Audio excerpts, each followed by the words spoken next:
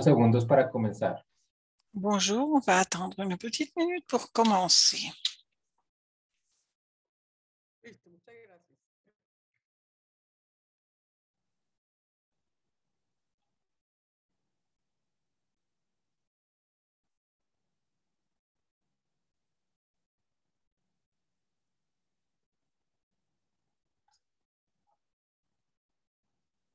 Bueno, muy buenas tardes. Estamos acá en esta sesión. Bonjour à tous, bon après-midi. Nous sommes à cette session de la deuxième conférence pour la construction de paix environnementale. Je m'appelle Iván Darío Valencia.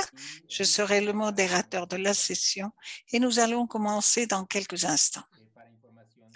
Pour l'information de toutes les personnes qui nous accompagnent, cette session aura la traduction en anglais et en français.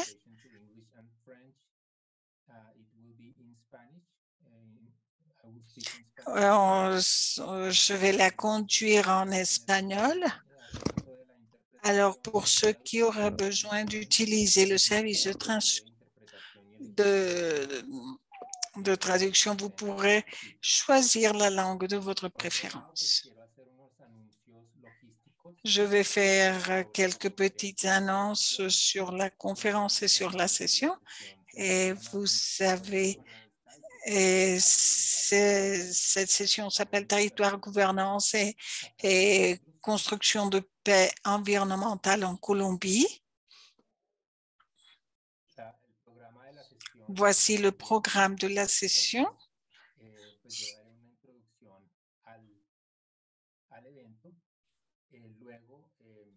Je ferai une petite introduction. Puis Ángela María Maya Arias va nous donner son exposé sur la nature en tant que sujet de droit et sa relation avec la construction de paix environnementale en Colombie. Mackenzie Johnson, notre deuxième panéliste, c'est sur la paix et les parcs dans l'Amazonie colombienne, zone de gouvernance protégée dans la transition du conflit à la construction de paix.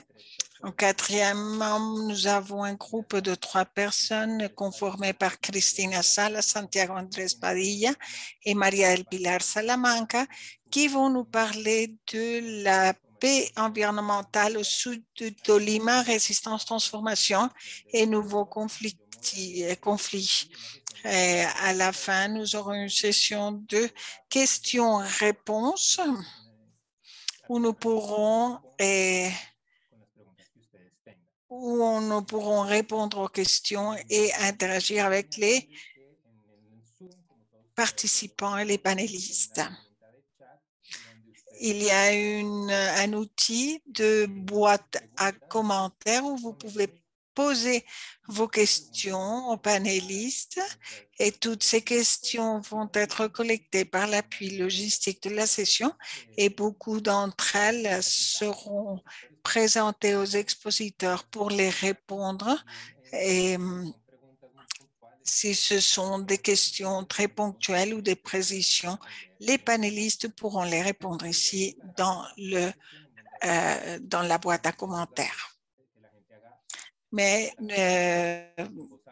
que ce soit clair que vous pouvez aussi participer à pleine voix et en levant la main, nous vous donnerons la parole.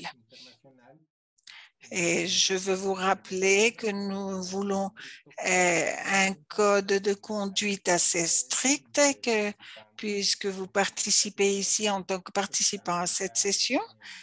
Vous êtes déjà sous ce code et acceptez celui-ci contre la discrimination, le harcèlement et la retaliation.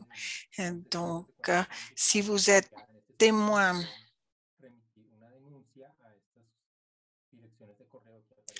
et pour les adresses qui apparaissent ici, si jamais vous voyez aucune de ces conduites, vous pouvez le voir, le lien, où vous pouvez réviser aussi toute la politique si vous voulez en avoir connaissance.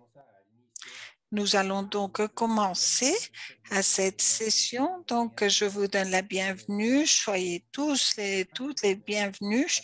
Nous avons des participants. Nous avons plus de 31 personnes en salle. Dans une après-midi de vendredi, en finalisant cette conférence internationale, nous espérons compter avec votre intérêt et nous vous remercions aussi à notre groupe de panélistes d'être ici. Je me présente à nouveau, Iván Darío Valencia, coordinateur de politique de l'Institut global pour la croissance verte. Insurco, c'est une organisation internationale pour appuyer les gouvernements de différents pays en développement vers une économie verte, un développement durable et avec bas carbone. Nous avons des politiques contre les débossements pour favoriser l'agriculture durable, le tourisme écologique, et nous avons une alliance avec Environmental Law Institute aux États-Unis pour un projet de formation aux acteurs judiciaires et aux juges sur tout ce qui a à voir avec le dépoissement. Des experts de la paix environnementale vont aujourd'hui nous faire leur présentation. Et nous avons le premier panéliste, nous avons Ángela María Amaya Arias, avocate de l'Université de Externado de Colombia, doctorat de l'Université de Zaragoza en Espagne, Fulbright Visiting Scholar en el Environmental Law Institute de la ville de Washington aux États-Unis.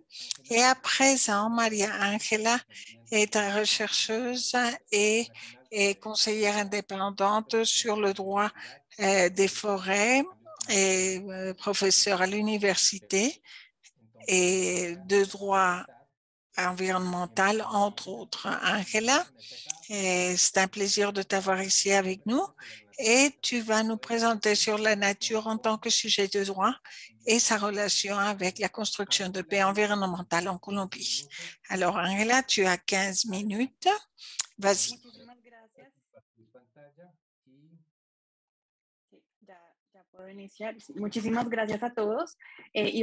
Merci à tous, Ivan. Merci beaucoup pour cette invitation. Et je suis très contente de partager ici avec vous. Je vais partager ici avec vous mon écran. Oui.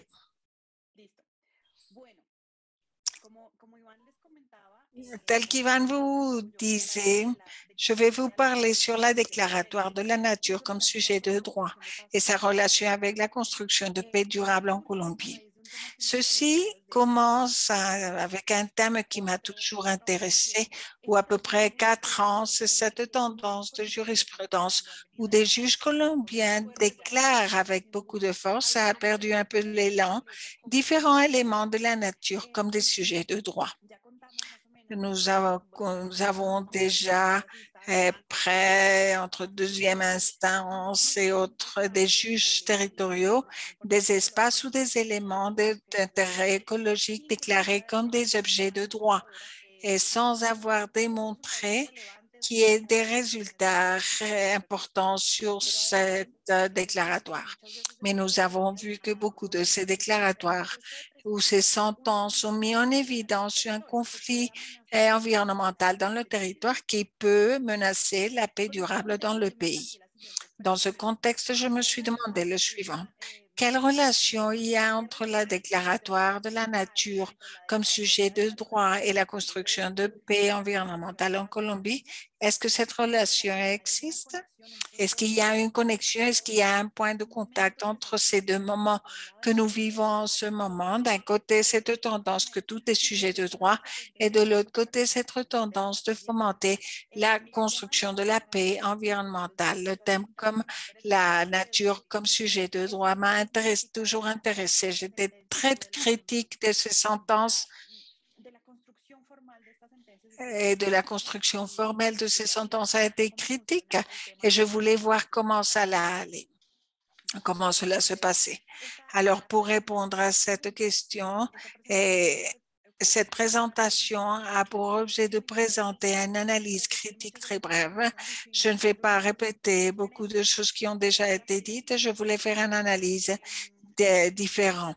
En deuxième, on veut voir si ces sentences abordent le post-conflit et l'environnement pour reconfigurer ou redéfinir cette relation qui existe entre ceci pour avoir une idée du territoire un peu plus ample. Je veux faire un disclaimer au début. C'est une analyse que nous allons faire de la partie juridique. Je suis avocate, rechercheur, je suis conseiller juridique presque dans la circulation et la viabilité juridique des projets. Et je reconnais que ce type de problématique doit être abordé d'une perspective multidisciplinaire. La relation entre le territoire, gouvernement, gouvernance ne peut pas se limiter à une analyse critique et c'est ce que je veux partager aujourd'hui avec vous. Et je considère que c'est important et c'est vraiment une idée que je voudrais développer, approfondir. Je voudrais le partager aujourd'hui avec vous.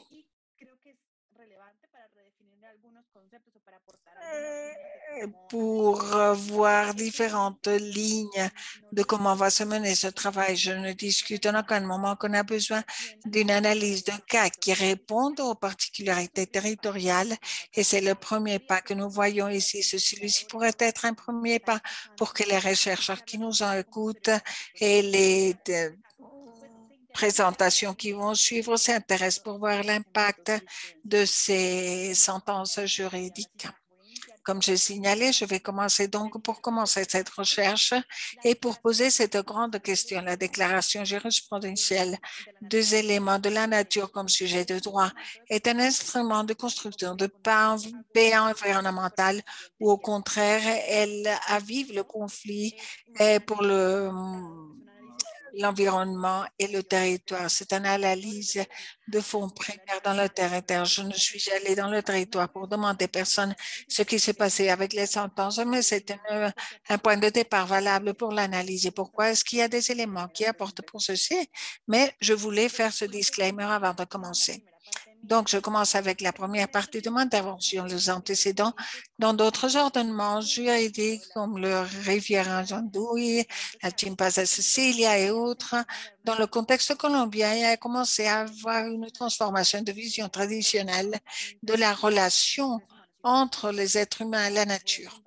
Je vais faire une parenthèse. Je vois que j'ai déjà 5 minutes et comme ça peut-être si je vais un peu lentement, ça va aider les interprètes. Et ceci a vraiment donné comme argument on a vu que les sentences allaient d'un côté à l'autre.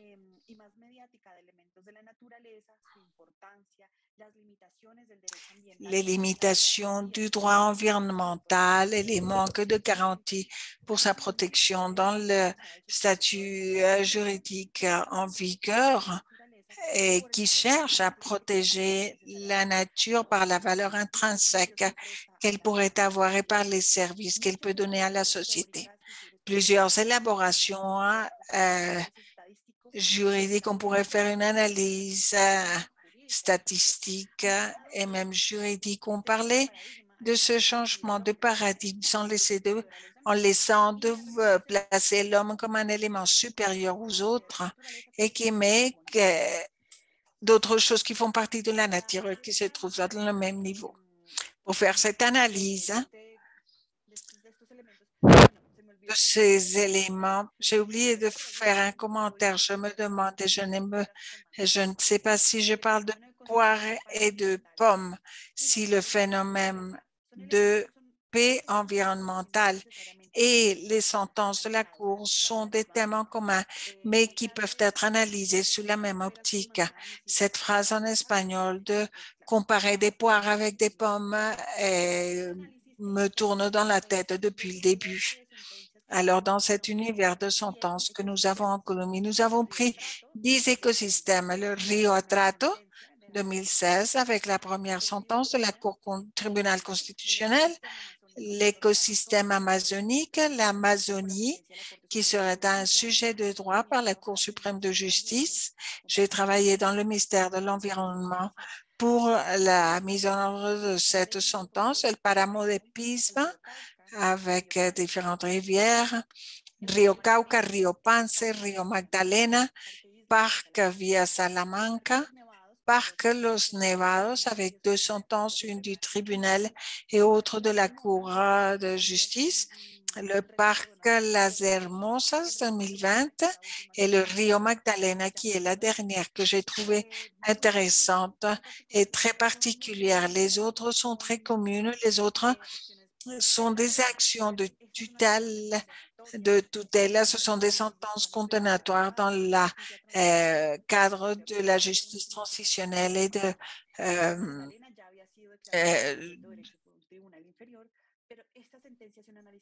cette sentence fait une analyse différente. Les autres sont plutôt communes dans les tribunaux. Les caractères, je ne prononce que 3, je ne vais étudier que 10 prononcements, mais nous voyons qu'il y a 20 éléments et je ne vais étudier que le 10%. Il faut signaler aussi une analyse critique que dans mon opinion, la plupart de ces 20 sentences sont copy et paste de premières 5 sentences. Il n'y a pas du droit juridictionnel théorique en principe. Cette tendance cherche à donner un degré supérieur à la biodiversité, c'est-à-dire d'augmenter le spectre de protection, non seulement avec des fondements, les services écosystémiques que prête la biodiversité à l'être humain, mais aussi par sa valeur intrinsèque. Tous mentionnent un changement de paradigme des 10 procès judiciaires analysés. Ils mentionnent un changement de paradigme, mais celui-ci n'est pas évident car nous protégeons le droit et le parc et donc le droit aux assignations futures. Ici, on fait une protection des générations futures. Ces visions ne sont pas tellement excluantes. De ces 10 sentences analysées, 8 sont des actions de tutelle, ce qui donne un caractère anthropocentrique de ces décisions sur les droits fondamentaux. Une sentence de droit populaire, ce sont des actions qui protègent des droits collectifs et une sentence condamnatoire. La plupart des sentences mentionnent les générations futures, mais il y a seulement une analyse détaillée sur les 3 premières. Atrato, Amazonas et Atrato n'est pas des premières, mais il y a un traitement spécifique, surtout pour les générations futures. Le reste, copy-paste.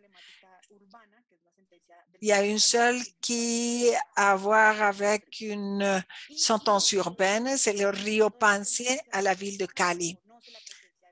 Ces sentences reconnaissent la présence de communautés traditionnelles dans un 40%, le 60% ne les mentionne pas.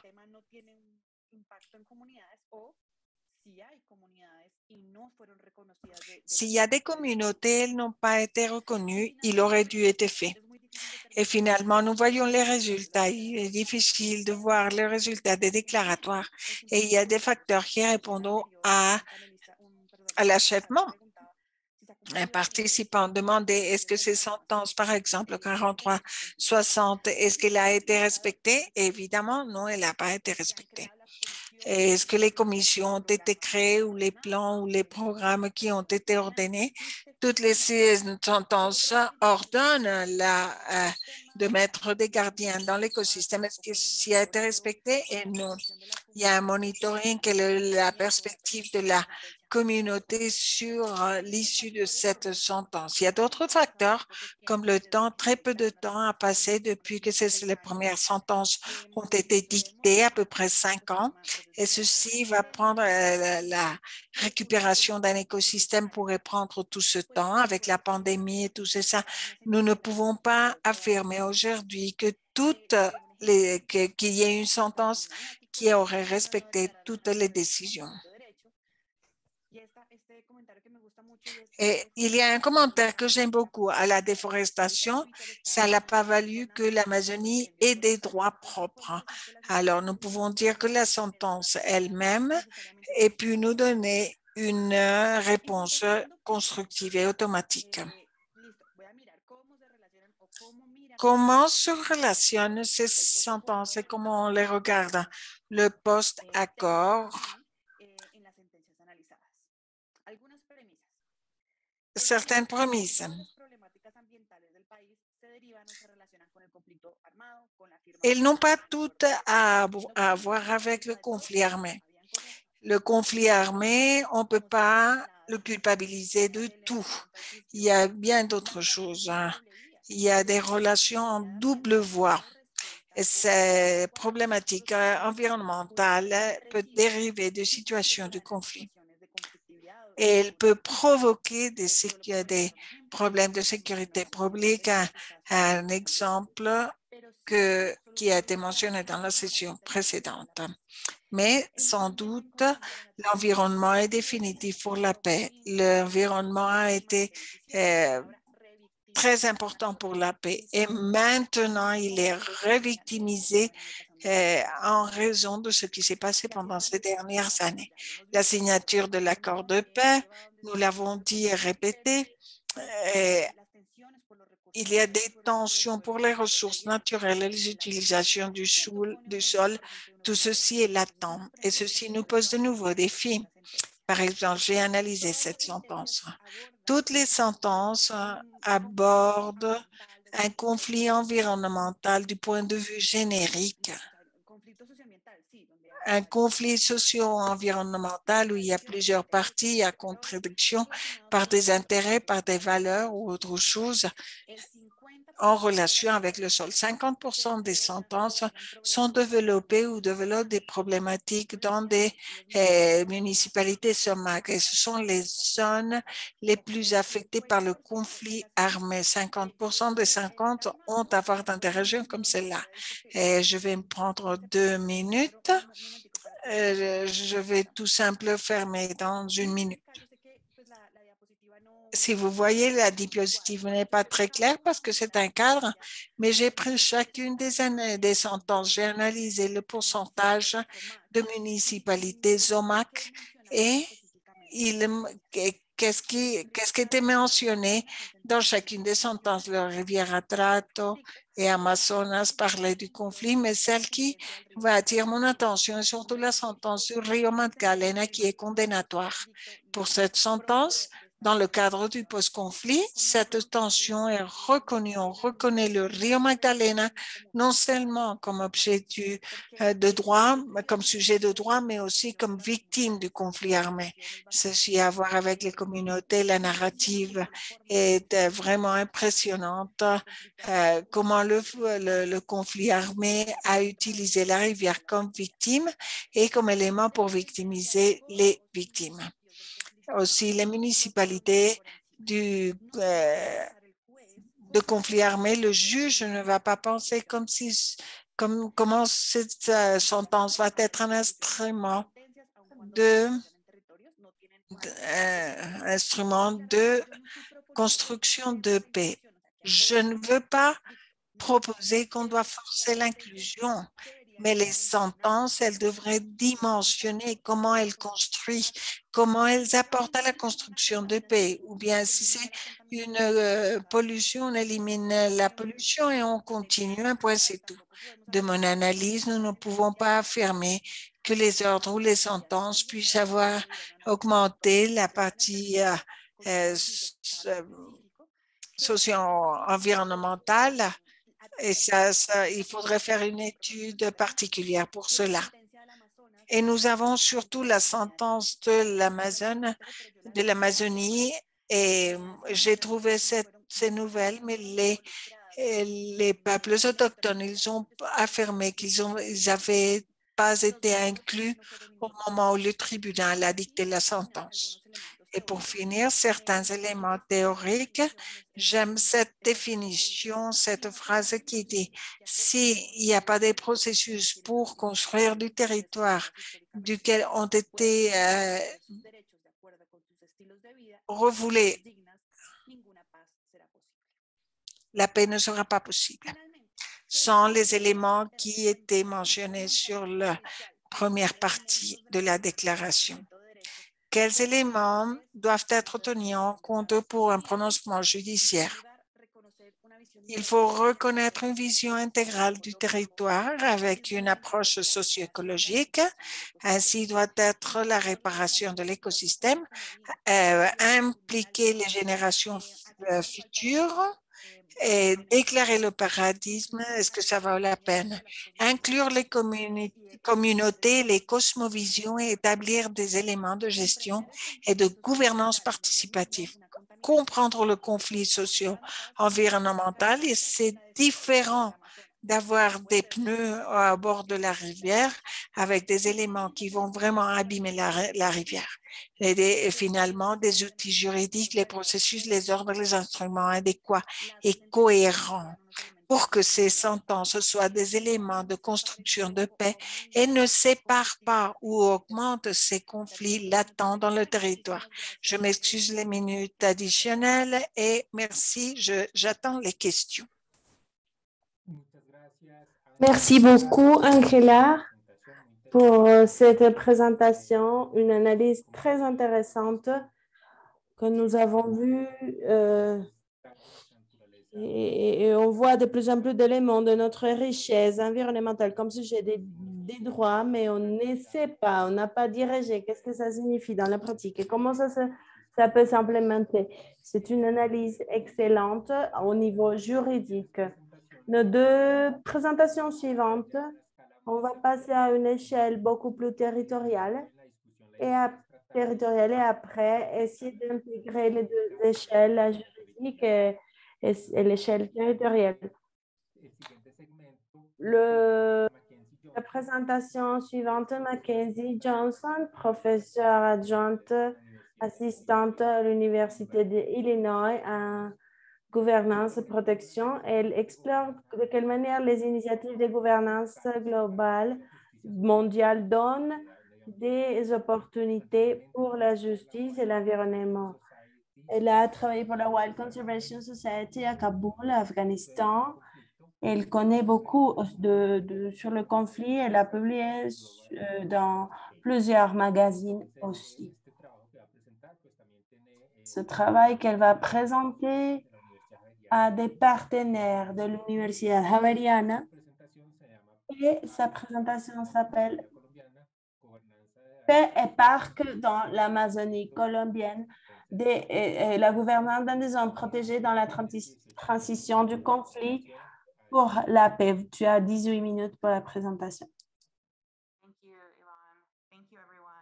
Merci beaucoup.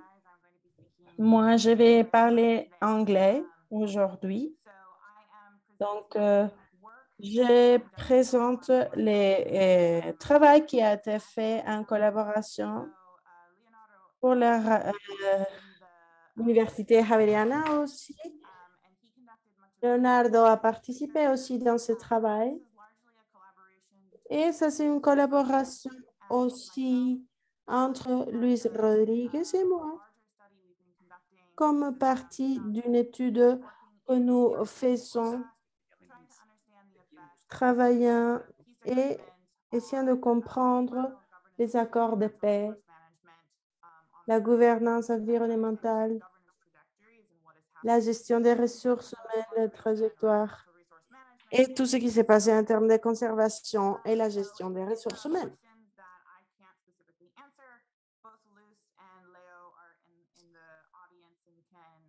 Donc, Léo, s'il y a des questions, Léo, il est attentif et les autres, mais les personnes qui travaillent avec moi seront attentives à vos commentaires ou à vos questions. Notre projet porte sur les ressources naturelles, la gouvernance en Colombie, comme tous vous comprenez très bien. En 2016, on a vu une augmentation dans la déforestation et la sécurité. Donc, on a vu des gradations environnementales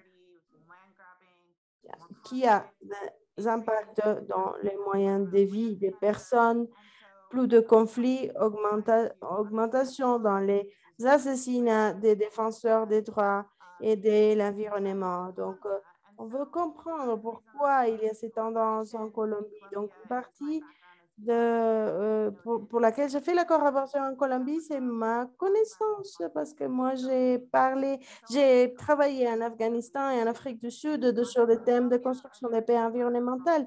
Et donc, les narratives sont similaires dans les conflits qui se donnent dans ces contextes. Donc, on veut avoir une compréhension de comment la déforestation, dégradation, le conflit en Colombie spécifiquement sont des conséquences de la démobilisation des FARC, des guérillas, mais aussi des manques de présence de l'État dans le territoire contrôlé ou absence de l'État et dans ces territoires qui étaient contrôlés par les FARC avant. Donc, nous avons l'idée que plusieurs zones protégées de conservation peuvent disons qu'on peut avoir un accès plus important parce que la guérilla ne contrôle plus. Donc, c'est pour ça qu'on arrive à la dégradation. Donc, dans beaucoup d'aspects, l'idée, c'est de construire l'objet des droits et l'état des droits, pardon. Mais on a vu qu'il y a une augmentation de la structure, c'est-à-dire que la présence de l'État soit réelle. Et ça se fait en premier lieu, mais avec Duque, il y avait le programme de Duque, du président, c'est la paix avec l'égalité. Ça a été la compréhension et la réponse générale à la compréhension de ces problèmes dans la recherche et dans les cercles plus grands. Donc, en partie, ces projets prétendent questionner ces suppositions sur les besoins de problèmes environnementaux, si l'État va venir remplir les espaces où il y avait une absence de pouvoir, où il y avait les FARC. Donc, qu'est-ce qui se passe? Le manque de gouvernance. On regarde un projet important qui s'est fait au Cauca, dans le sud de la Colombie. Si on voit la littérature, on voit la construction de paix qui, surtout, on voit une critique de cette mentalité du manque de la présence de l'État. Une fois un acteur armé est démobilisé, il faut que ça se remplisse avec quelque chose. C'est la même chose qui s'est passé en Afghanistan. Ce qu'on voit souvent, par contre, c'est un système contradictoire des gouvernances à des échelles multiples dans un contexte réel, c'est-à-dire sur les champs, mais aussi avec les institutions, qu'au lieu d'être absents ou d'avoir ces panoramas, on devrait penser à d'autres paysages de gouvernance que des fois, ça ne se comprend pas très bien. Donc, ça, c'est aussi dans la littérature, l'idée du besoin de faire une conciliation entre la conservation et le rôle des moyens de vie et le thème économique dans les processus de construction de paix, parce que ce sont des éléments essentiels dans la construction de paix. Et on voit aussi la justice environnementale qui porte sur la justice comme un fondament de la paix et qui dit qui n'a pas été sujet des protections et pourquoi et comment cet accès aux ressources va avoir un impact. Et ça va donner naissance à notre travail en 2021. Nous avons fait un document sur la construction des paix et un cas d'étude. Donc, notre proposition était d'appliquer ça à une étude de cas sur la transformation institutionnelle avec le temps et particulièrement sur les zones protégées. Dans ce contexte, ça c'est au département du Caquetá au sud de la Colombie. Et notre question dans cet article et on reçoit vos questions, vos critiques pour améliorer. De quelle manière utiliser l'historique de gouvernance pour comprendre le défi de conservation et la construction de paix dans ce contexte? Donc, ce qu'on a fait, c'est demander aux personnes sur le territoire qu'est-ce qui s'est passé. Donc, les gens... Donc, on a fait trois périodes de 2000 à 2020, trois périodes. Et donc, on va parler sur ce qu'on a trouvé dans ces zones. On travaille sur les municipalités et ce qui est en rouge, ce sont les limites. Là, si vous voyez la souris, donc vous avez ici vous voyez là les frontières et on travaille avec deux communautés sur le territoire Bosque Algo et el Diamante, où il y a aussi une réserve indigène, en jaune, là, très petite. Et ici, la zone protégée, délimitée en noir. C'est le contexte dans lequel on travaille. Et on a de nombreux acteurs, la FARC, les gouvernements colombiens, les communautés indigènes dans la réserve. C'est la communauté Inga.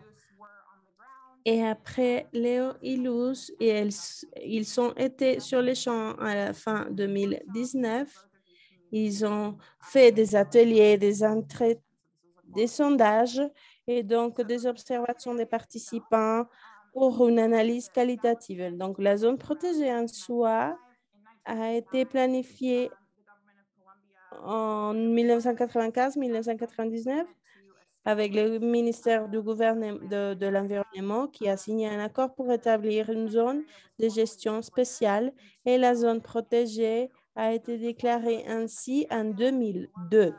Donc, ça a été la zone numéro 47 protégée en Colombie. Et ce qui est intéressant là, dans cet exemple particulièrement, c'est qu'il y avait une reconnaissance indigène sur une des premières zones protégées qui avait une gestion ensemble avec les indigènes. Il y avait des objectifs spécifiques de conservation et des aspects culturels qui voulaient inclure la cosmovision du peuple Inga dans cette zone de conservation.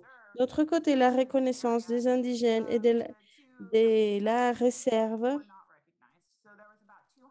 Les deux communautés paysannes n'ont pas été reconnues.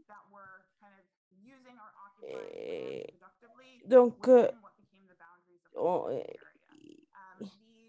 ils ont dit qu'ils occupaient des zones de production et donc on ne leur a pas consulté, ils ne savaient pas ce qui s'est passé jusqu'à ce qu'en 2005, on a fait un recensement et c'est là où on les a reconnus. Donc, c'est pour comprendre un peu le contexte, voir quel type d'accords nous avons vu qui ont surgi avec le temps. Dans la première période, la première établissement des zones protégées de 2002 à 2005, ce que nous voyons, c'est comment cette apparition du système pour la gouvernance fonctionne. Quand les personnes qui garantissent, et le gouvernement qui garantissait, c'était la FARC. Donc, comme vous le savez, c'était les FARC qui imposaient les règles de conservation, surtout sur l'eau et la déforestation, la conservation de la vie sauvage et la production de coca. Donc, il y avait des impacts de cette règle parlant de la conservation et pour aussi protéger les forêts. Donc, ces normes se faisaient respecter à travers des comités locaux pour que ces règles soient respectées. Donc, ce qui est intéressant ici, c'est que malgré le contrôle, l'autorité, la gouvernance des FARC, il y avait des variables intermédiaires qui donnent un peu une forme à cette structure gouvernementale. La production de coca, coca particulièrement. Donc, les peuples pouvaient être dans le processus de gouvernance tout ensemble avec les FARC, par exemple. Donc, le comité local, par exemple, pouvait établir les propres règles. Et à Bosque Alto, il y avait une production de coca plus petite parce que c'était moins adéquat. Alors, les FARC étaient moins présents et le comité local pouvait s'imposer un peu plus en termes d'imposer des règles, mais c'est basé sur ce que les FARC faisaient dans d'autres municipalités. Donc, c'est ce qui va aussi prendre un aspect important parce que être sous les structures des FARC fait qu'ils s'engagent dans les activités productives légales et illégales. Donc, ils respectaient, disons, ils pouvaient couvrir les besoins des bases. Donc, l'État n'a pas été vraiment absent, mais il y avait des choses au parallèle. Donc, l'État a déclaré la zone protégée en 2002. Sur les papiers, au moins, l'autorité n'était pas reconnue. Les frontières n'ont pas été reconnues comme territoire des Inga, mais comme le territoire des FARC. Donc, la communauté, l'État n'a reconnu aucune autorité paysanne. Donc, ça a détérioré la relation entre la communauté Inga, pardon, les indigènes, et l'État. Cela a été exacerbé pour les plans Colombia qui se voit comme un perpétrateur de la violence parce qu'ils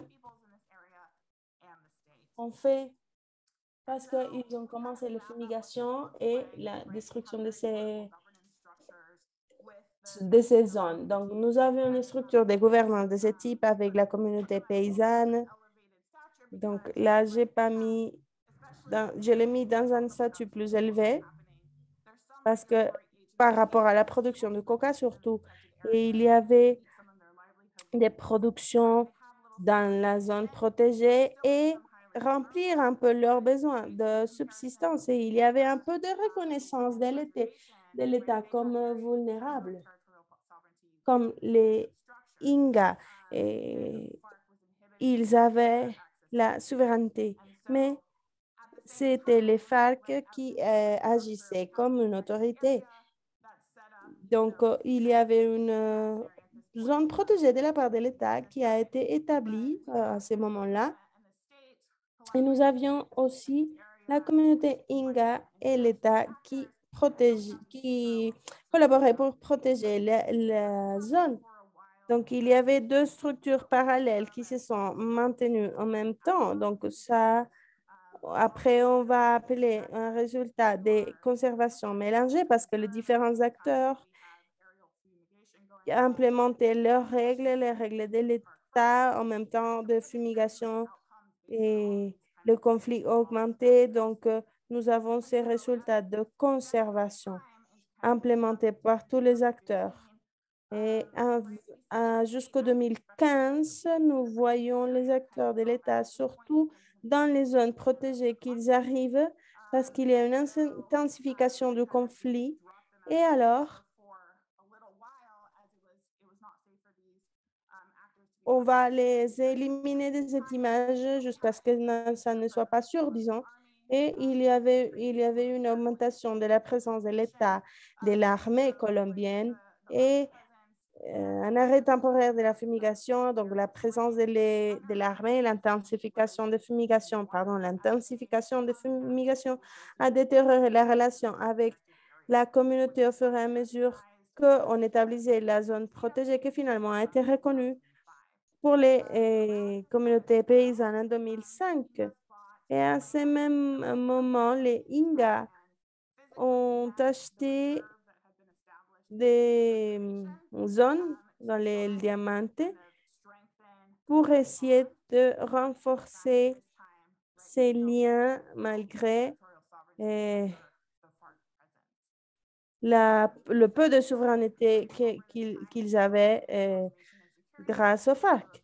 Dans cette période de temps, nous avons les résultats pour une variété d'acteurs dans ces paysages. Et donc, dans le moment où nous commençons nous arrivons à l'accord de paix en 2016, et la démobilisation des FARC essentiellement renforçait le rôle des acteurs qui étaient dans cette structure parallèle et externe. L'État et les indigènes ont pu vraiment avoir des zones protégées en coopération avec les partenaires internationaux. Donc, on a mis en marche des limites des zones protégées et il y a eu aussi, donc ils peuvent mettre en marche quelques règles de conservation qu'avant, ils ne pouvaient pas faire pour limiter les activités dans les zones protégées. Donc, ce qui signifie que c'est que l'État peut imposer des restrictions qui n'étaient pas avant, qui n'étaient pas présentes avant. Et il y a une conservation stricte. Les activités strictes dans les zones protégées deviennent quelque chose d'illégal. Donc, il y a des structures, des gouvernance qui continuent à marginaliser les communautés paysannes malgré l'accord de paix. Oui, je sais que j'ai le temps fini. Donc, la position, les changements des paysages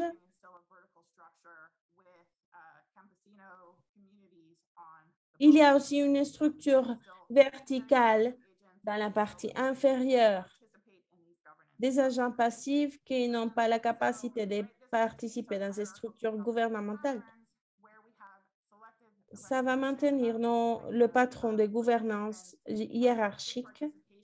Et donc, il y a des participants, il y a des participations sélectives et la capacité d'influencer les ressources naturelles.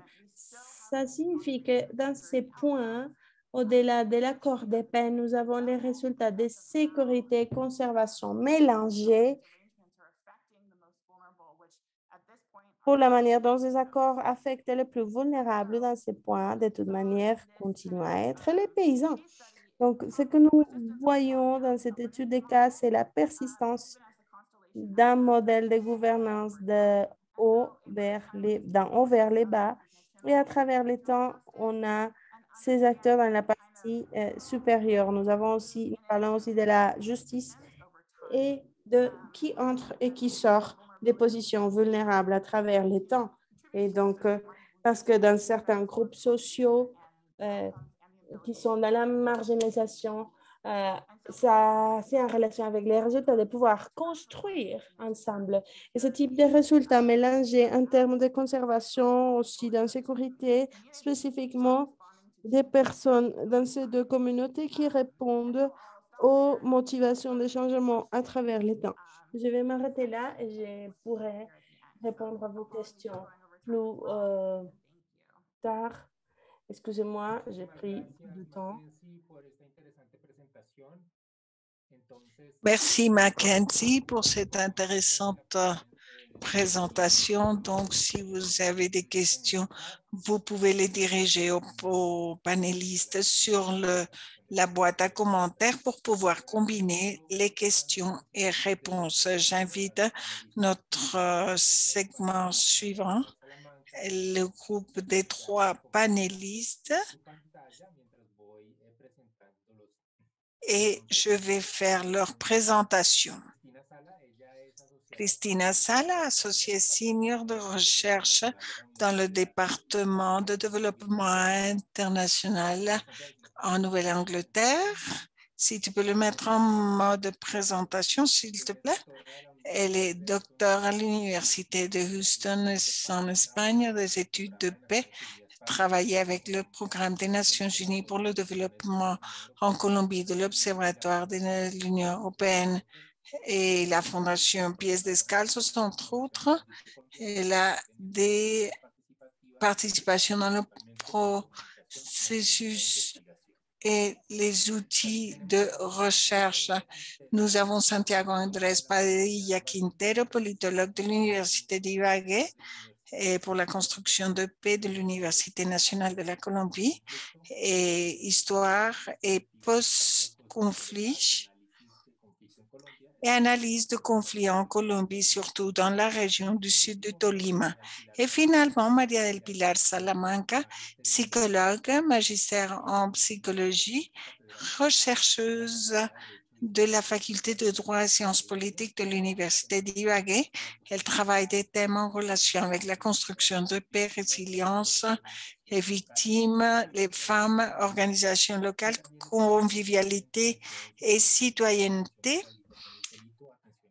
réhabilitation du délit, entre autres. Nous avons donc un panel d'experts et des stars et je vais leur donner donc la parole. Ils vont faire la présentation. C'est Maria del Pilar qui va commencer, mais vous me confirmez. Oui, Ivan, merci. C'est moi qui va commencer. Très bien. Bienvenue Christina, bienvenue Santiago. Vas-y Maria del Pilar, vous avez aussi 18 minutes pour pouvoir avoir un espace pour la discussion. Merci Ivan, bon après-midi. Bon après-midi à tous ceux qui nous accompagnent dans cet espace. On a présenté que les résultats sur un projet de recherche paix environnementale dans le sud du Tolima, résistance, transformation, nouvelle conflictivité. C'est sur le post-conflit et la méthodologie que nous avons développée. On a divisé le travail et Christine nous donnera les résultats. La carte, s'il vous plaît. Notre projet est développé en Colombie, dans le département du Tolima, comme vous pouvez voir à ma droite, et à la zone sud du département. Il y a beaucoup de municipalités frappées par la violence de façon peut-être un peu plus forte et a été marquée comme zone rouge par la haute présence de la guérilla et du paramilitarisme. Dans cet espace, nous avons développé notre projet. Ce projet colle à l'idée d'objectif de voir comment les organisations et les communautés du territoire et certaines institutions du sud du Tolima contribuent à la construction de paix. Ce sont des organisations, des initiatives qui font partie de Panacoplanacha dans la zone rurale et dans la zone rurale et urbaine de ces municipalités. Notre projet école s'est demandé deux questions. Quel est l'impact du conflit armé dans l'école et qu'est-ce que ceci a provoqué dans le milieu scolaire, mais aussi comment les organisations locales ont contribué à la construction de paix. Et c'est ce qui marque notre travail aujourd'hui. Nous avons fait ce travail conjointement avec l'Université Sunderland de l'Angleterre et les participants au total ont été 8 dans les différentes municipalités, surtout de vocation cafetière, par des femmes, des hommes. Nous avons eu des groupes de femmes sur le rôle de la femme dans le territoire, de resignifier le rôle des processus paysans dans leur région. Nous avons trouvé des jeunes avec une forte vocation dans ce qui concerne l'environnement. Notre recherche a été transformatrice, horizontale, avec une focalisation de connaissances qui a été menée conjointement pour voir les recherches à niveau de l'université et les communautés. Et il fallait étudier les inégalités propres de ces endroits et que nous avons étudié dans les municipalités et les veredas. Ce type de recherche est un des outils du service de la communauté. Il aide à civiliser, à renforcer ses savoirs, ses expériences que dans la quotidiennité, nous vivons dans les territoires et qui se constituent d'une façon de construction de paix pour montrer de bas en haut les communautés. Les outils de la recherche ont été participatifs. On a fait des ateliers dans chaque municipalité. Et la communauté a été confortable, ils se sont sentis en sécurité pour parler, pour avoir des dialogues. On a fait des rencontres avec eux. Et chacune de ces outils que nous voyons sur les diapositives ont été adaptés à des particularités de chacune des organisations et qui étaient caractéristiques. Nous avons fait des ateliers de dialogue. Nous sommes réunis 2-3 fois pour avoir des dialogues avec chacune des organisations et reconnaître comment nous étions dans le territoire. C'est une première rencontre. On a eu des salles de classe de pensée. Il était important de voir quels sont les apprentissages que nous avons sur le territoire. Et la dernière, en raison de la pandémie, nous avons fait des rencontres virtuelles et rêves de paix qui nous ont permis de repenser et analyser comment nous sommes en ce moment, comment nous nous voyons dans le futur. Santiago, maintenant à toi. Moi, je vais parler un peu du contexte régional du sud de Tolima sur la paix et le conflit et je vais parler de ceci parce que c'est clé pour comprendre les résultats qui serait la partie centrale de la présentation de Christine. Alors, comme Pilar l'a dit, le sud du Tolima était une région spécifiquement à Tacocho, Parral, Rio Blanco, est une région qui a vraiment souffert historiquement de ce conflit armé.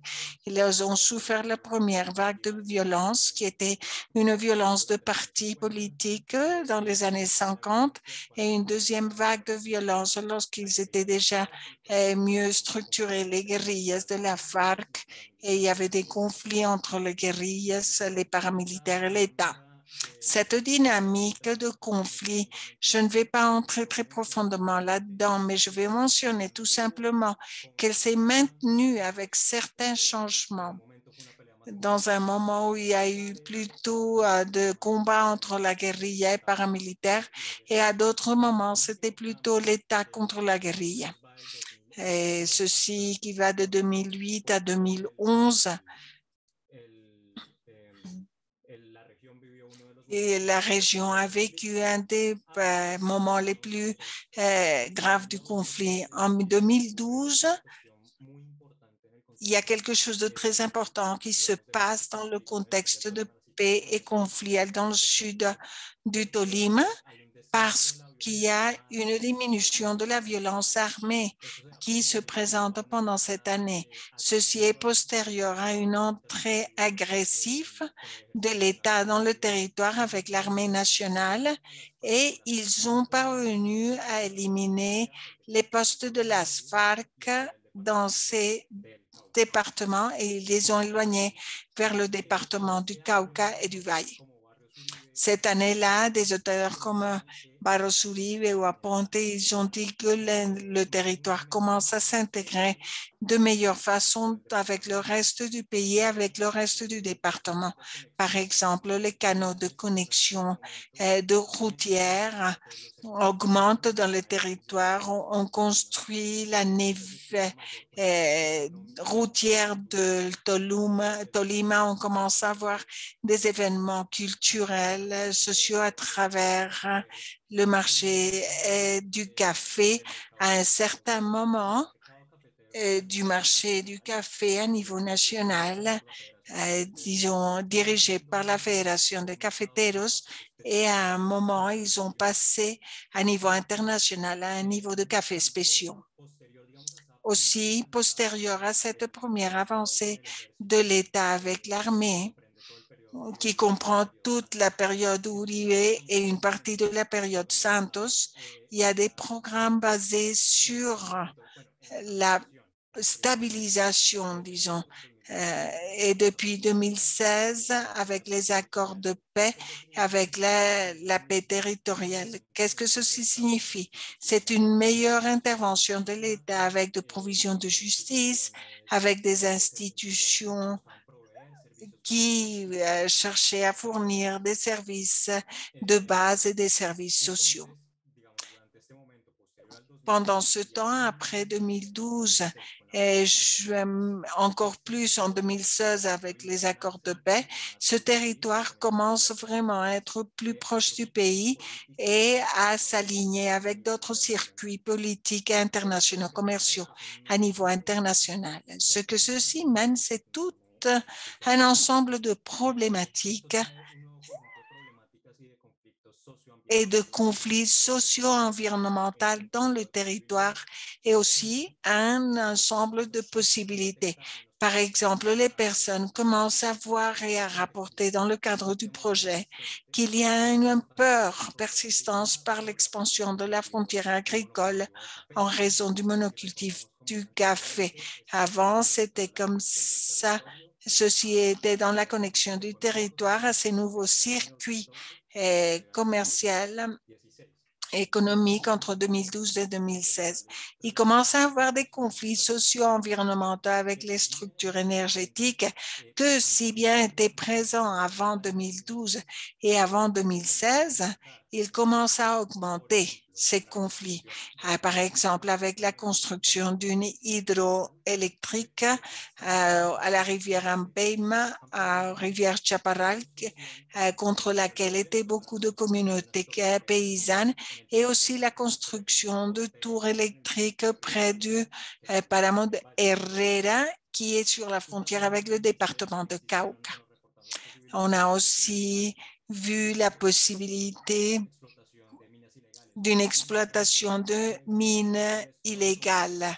Et ceci, nous avons recueilli cette information juste dans le moment où se signait l'accord de paix en 2016 avec un travail préalable que nous avons fait avec l'université.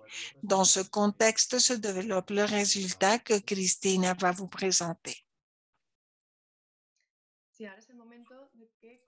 C'est maintenant le moment de partager comment les organisations environnementales du sud du Tolima ont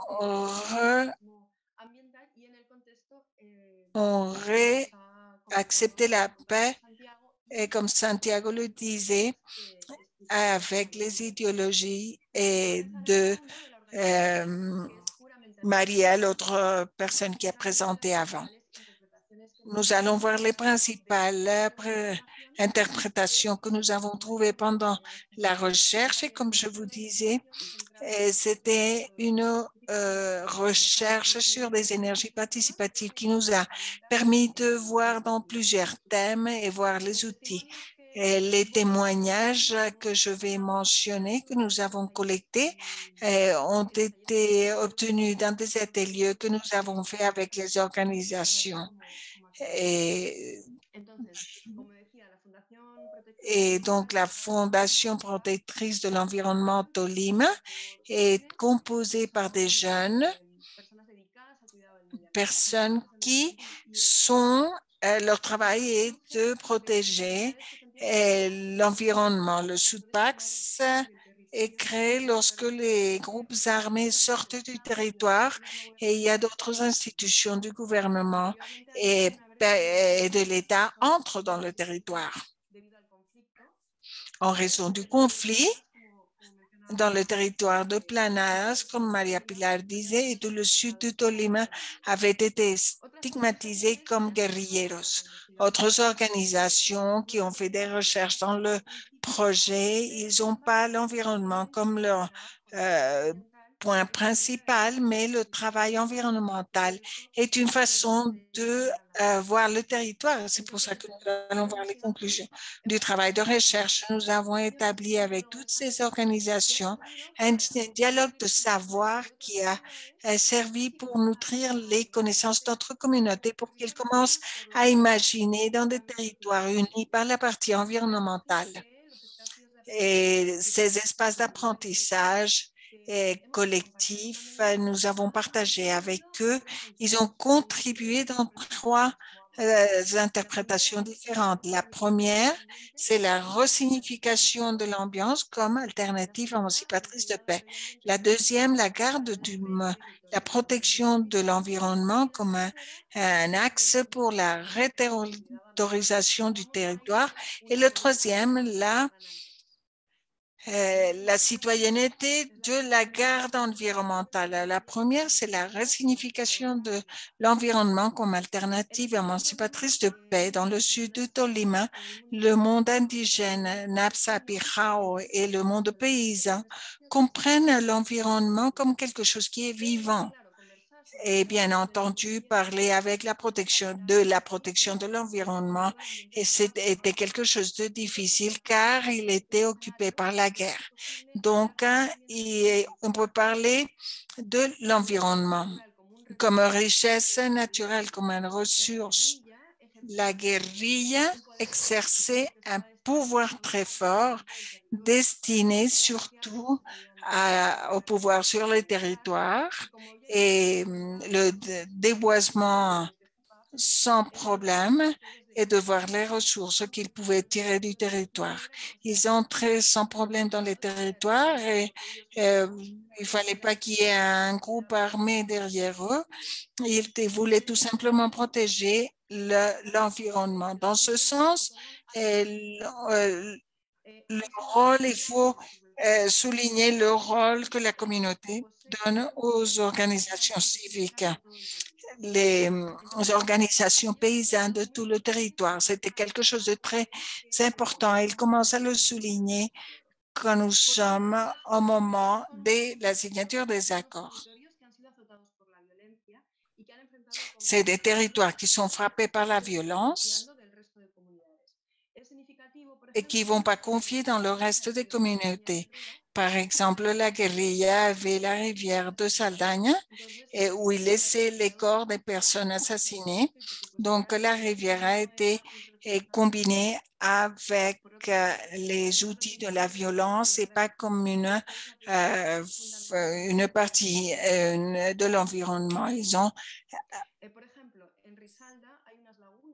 Par exemple, à Rissalda, il y a des lacunes et ce qu'ils font, c'est créer un microclimat qui le fait plus agréable et pour la consommation animale et le risque agricole.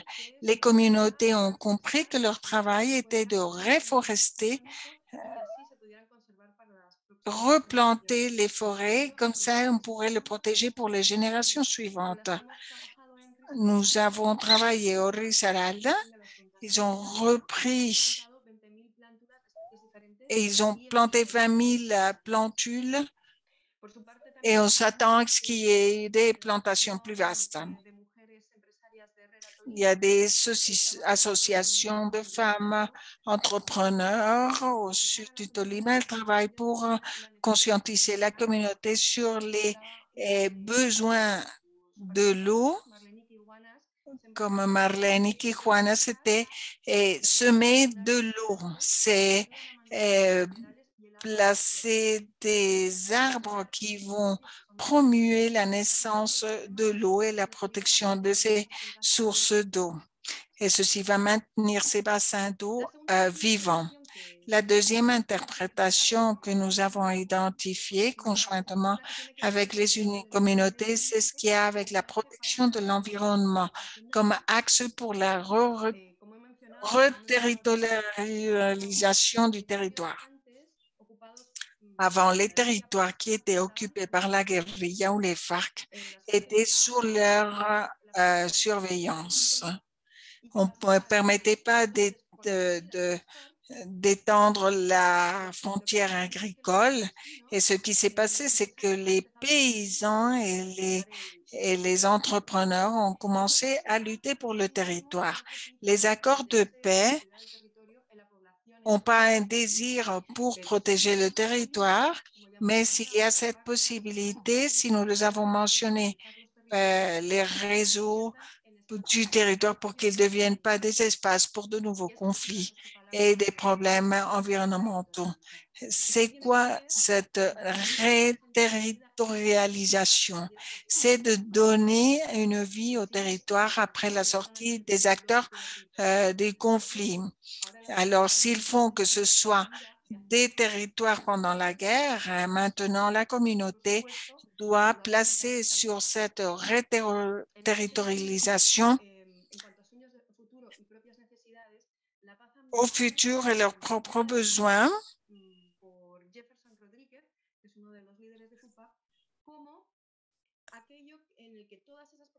Et toutes ces problématiques qui comment ce serait le point de départ pour, pour acquérir le territoire à nouveau. Ceci nous invite surtout à réfléchir et à reconstruire le futur. Ceci passe par la garde de l'environnement et aussi les ressources naturelles qui se trouvent là-dedans, ainsi la récupération des histoires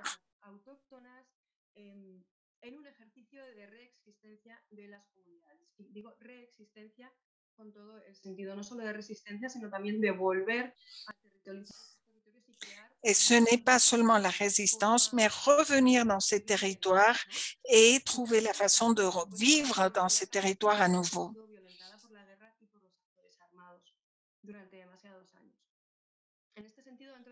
Dans ce sens, nous avons le maintien des savoirs ancestrales et écologiques, les plantes médicinales, des lieux pour planter des plantes médicinales et autres, et surtout de donner de l'importance à l'eau et que la communauté indigène qui est présente à Salva et Chaparral, et ce qu'ils cherchent, c'est que leur expérience qui ont peuplé les territoires et dont les savoirs, et ils ont su valoriser leurs ressources. Et comme Santiago le disait, il faut souligner le papier du sud du Tolima. Et c'est à souligner parce que c'est un rôle, il a joué un rôle très important pour la paix environnementale, parce que la production de café était une façon d'avoir autonomie économique dans certains territoires qui avaient été marqués comme des zones rouges pendant le conflit. Mais néanmoins, le café aussi dégrade le territoire. Donc, ils cherchaient donc depuis longtemps des productions plus connues avec des savoirs ancestraux pour protéger la terre. C'est que le fait que nous voulions reterritorialiser est clé pour le post-accord. Ceci ne signifie pas que le travail soit facile, par exemple, avec cette dégradation.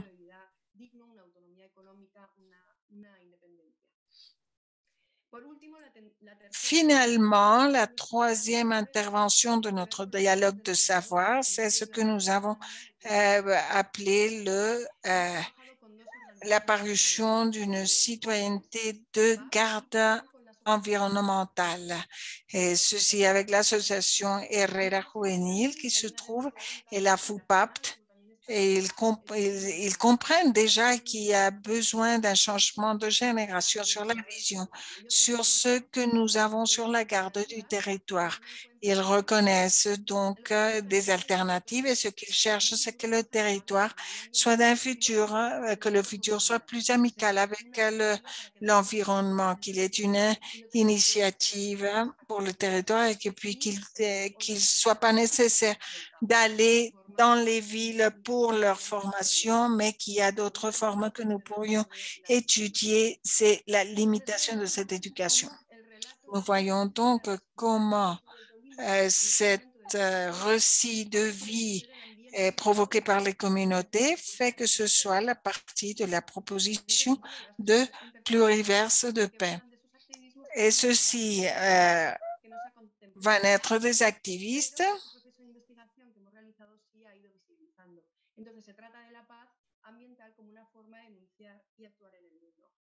para que podáis conocer más de nuestro proceso y de los productos que describen estas historias y específicamente cómo FUPAP entiende la paz ambiental. Et comment FUPAP comprend la paix environnementale. On voudrait vous partager, on va placer sur la boîte à commentaires et si vous pouvez aller ici, vous pouvez l'explorer davantage dans la page web, sur le site web. Vous pourrez sans doute aller et le chercher. Comme ça, vous pourrez connaître davantage sur notre projet et sur toute la recherche que nous avons faite. Nous avons une boîte à outils où vous pourrez trouver, si vous faites une recherche de plurivers de PAP, vous trouverez des outils qui vont vous aider beaucoup. Et sur les produits, vous trouverez tous les produits communautaires que nous avons développés. Ce sont des cartes parlantes, des livres et autres choses. C'est donc un bon moment pour que nous puissions voir que toute cette information est disponible. Et il y a des points il y a un livre qui a été déjà traduit en anglais, écrit par les femmes de Chaparral, et d'autres rapports, et aussi comment nous avons mené ce processus que nous avons vraiment travaillé pour pouvoir intervenir dans cette deuxième conférence.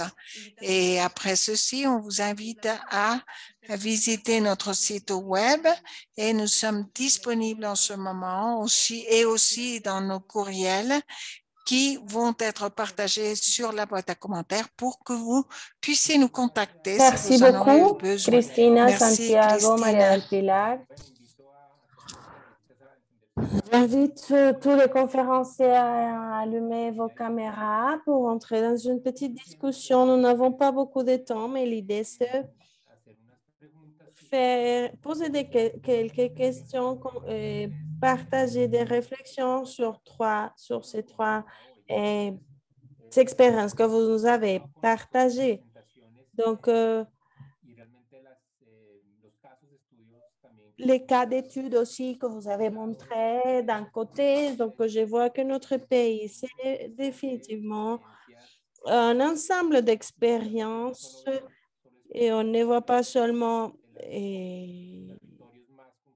sur des territoires les plus conflictifs, les cas les plus dramatiques, mais aussi peu de fois on voit des études de ces domaines qui réussissent, qui effectivement ont quelque chose de positif dans les post-conflits au sud du Tolima par rapport à l'expérience que vous avez racontée et des nuances positives et d'autres à résoudre à Caquetá où il y a une transposition et une gouvernance imposée par les gouvernements et le conflit de la présence de l'État et de l'absence de l'État. Donc, faire ces changements et au Tolima, il y a des communautés, comment ils ont fait de cet environnement leur raison d'être pour montrer la force de leur présence dans les territoires qui ne dépendent pas seulement du territoire, mais qu'ils configurent eux-mêmes. On ne peut pas oublier non plus qu'il y a des zones très, très conflictives avec des histoires vraiment dramatiques et terribles que nous connaissons tous et qui sont abordées dans les arrêtés que Angela a mentionné, la rivière Atrato, victime de la minerie et toute la pêche est déjà empoisonnée, malheureusement. Et la déforestation indiscriminée aussi à grande échelle, comme on ne voyait pas avant. Et donc, ça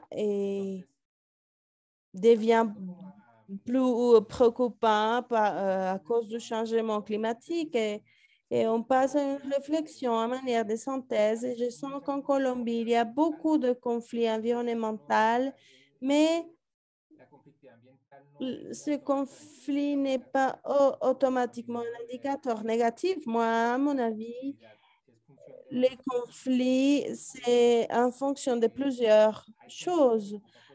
En premier lieu, qu'il y a des gens qui travaillent pour l'environnement. S'il n'y avait pas des gens, il n'y aurait pas de conflits parce que tout le monde détruirait l'environnement. Il y aurait pas des opposants.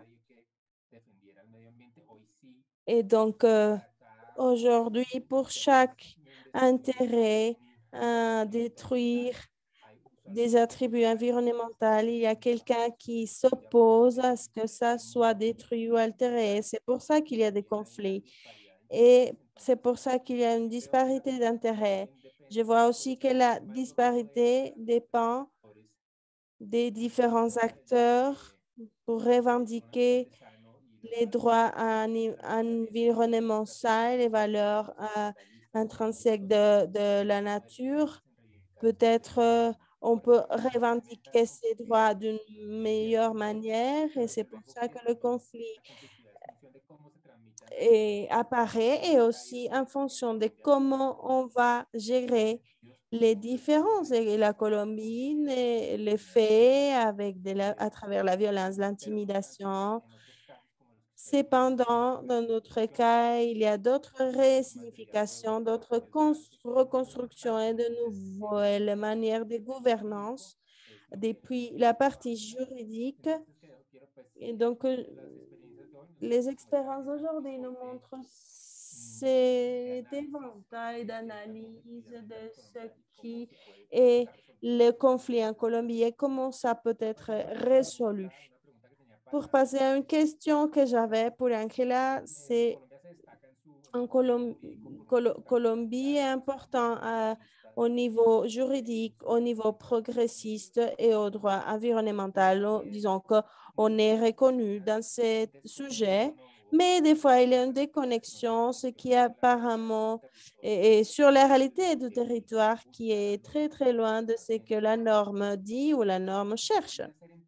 Est-ce que ça devrait être moins ambitieuse et atterrir un peu plus, on va dire, pour les dire que nous vivons à Cundinamarca et non pas Danemark. Oui, merci pour cette question. Oui, c'est difficile parce qu'il ne s'agit pas de ne pas être plus ambitieux. Moi, ce que je pense, c'est qu'il ne faut pas inventer des choses sans tester ce qui existe déjà. C'est un peu contradictoire avec ce que j'ai dit, les nouvelles tendances et tout, mais il y a des choses qui ont besoin d'être testées et d'être appliquées. C'est beaucoup plus en termes d'efficacité. Ça existe déjà des compétences des autorités environnementales pour prévenir des dommages, pour faire des sanctions, pour des sanctions administratives, des mesures préventives. Ce qui existe déjà, il faut l'appliquer. Pour moi, la réponse d'être moins ambitieux et plus atterrir à la réalité en termes de normes, je crois que c'est plus trouver les outils et voir pourquoi ce n'est pas efficace ce qui existe déjà, pourquoi on ne respecte pas ces normes. Au niveau international, nous avons beaucoup de normes, mais au niveau international, on est reconnu, mais au niveau national, on sait que ça ne se respecte pas. Donc, qu'est-ce qui se passe avec ce que nous avons maintenant? Pourquoi ça ne fonctionne pas? Comment l'évaluer? Quels sont les standards dont on a besoin? Est-ce que c'est la participation? Est-ce que c'est la manière dont on va engager les communautés usagées des ressources? Est-ce que c'est la corruption? Est-ce que c'est l'institutionnalité faible? Il y a beaucoup d'acteurs, donc je pense que ma réponse va plutôt vers ces côtés. Merci, Angela. Un peu pour ce que vous nous avez présenté au Caquetá et au Tolima, avec la jurisprudence dans chacun, et ça c'est la question pour Mackenzie et pour l'équipe du Sud de Tolima. Dans chacun de vos études de cas, quel est le rôle de ces lois ambitieuses et jurisprudence des tribunaux en Colombie dans la résolution de ces conflits environnementaux dans les territoires que vous avez étudiés? Quel est le rôle de ces arrêtés comme celle qu'Angela nous a montré? Est-ce que les habitants de ces régions se sentent protégés par ces lois ou tout le contraire? Qu'est-ce que vous pouvez nous dire là-dessus? Je ne sais pas, Mackenzie ou Cristina, Santiago.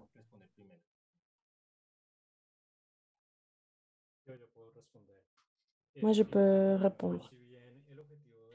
Même si l'objectif de notre projet, ce n'était pas approfondir sur les lois qui existent déjà, on peut quand même dire comment ça a été la relation des institutions environnementales avec la population. C'est un thème que Angela a présenté.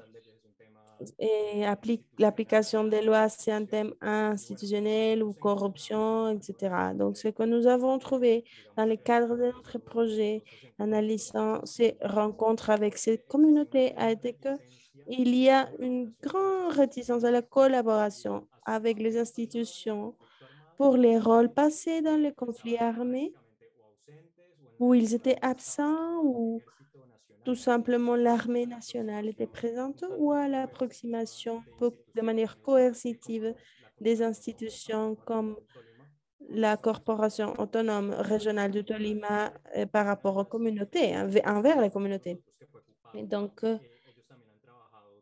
et notre organisation a aussi travaillé des thèmes de diagnostic environnemental et ils nous ont dit comment, quand ils ont commencé, ils ont trouvé des rejets et de quelle manière ils pouvaient surmonter ce rejet en quelque sorte avec la génération de nouveaux canaux de confiance avec les communautés. Alors, ça, c'est une partie. L'autre partie, c'est dans le territoire, il y a des nouvelles institutions créées autour du thème de paix. Et donc, les programmes de développement territorial de l'approche des personnes à la construction même de la paix de l'État, il y a eu de nouvelles opportunités que, de toute manière, sont critiquées. Il y a deux auteurs qui ont formulé ce type de critiques déjà.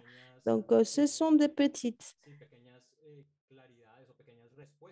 réponses à ta question.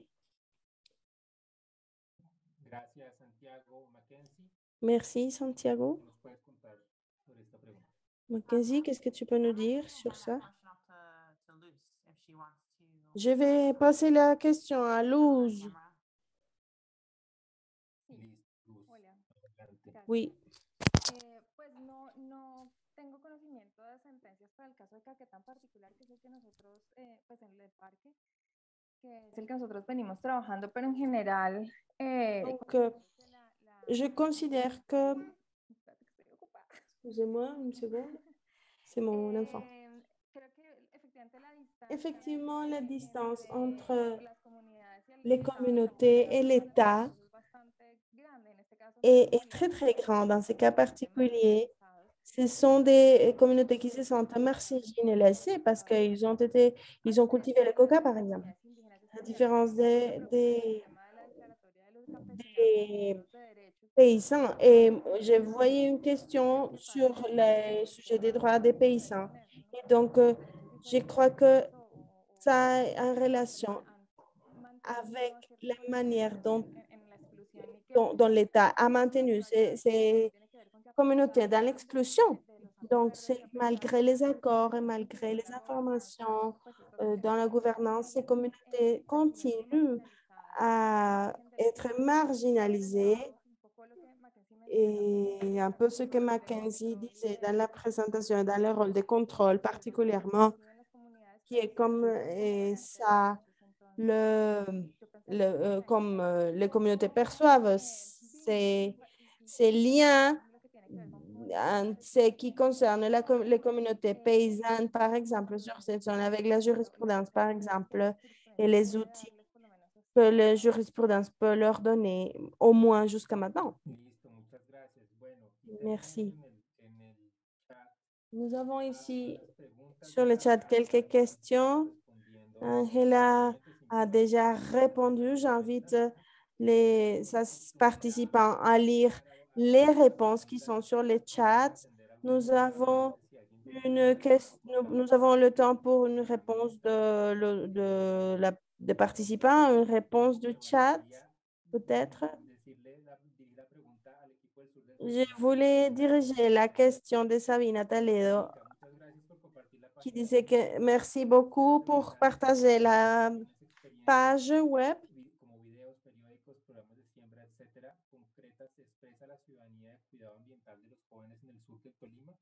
Et donc, ça fait référence au travail avec les gens du sud de Tolima. Ce sont plusieurs actions et des